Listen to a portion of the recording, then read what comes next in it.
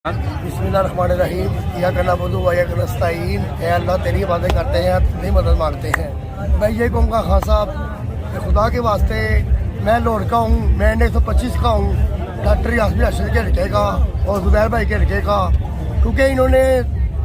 इन्होंने बगैरतों ने गोली मारी खान साहब को, इन्होंने हराशा किया मैडम को, इन्होंने गाड़ी के ऊपर इन्होंने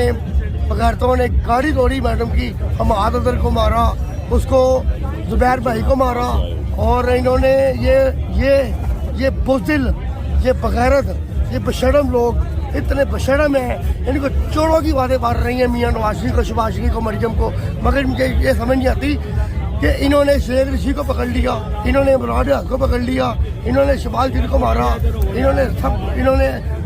उसको जो पीडीए का था आजम खान स्वाति को मारा। मैं ये कहना चाहता हूँ खान साहब, आपके जैसा लीडर ना हमें मिलना है ना हमें मिला है। मैं उसका 1992 का फ़ैन हूँ और मेरी 1983 की बर्दाश्त है, और मैं ये कहना चाहता हूँ कि ऐसा लीडर, ये 22 करोड़ आवाम आपके आगे खड़ी है खान साहब, और खुदा की कसम खा कहता हूँ आपने घबरा, आप खुद ही कहते हैं कि मैं नहीं घबराता तो मेरी कौम ना घबराए। और मैं आखिर में यही कहूँगा खान साहब, आई लव यू।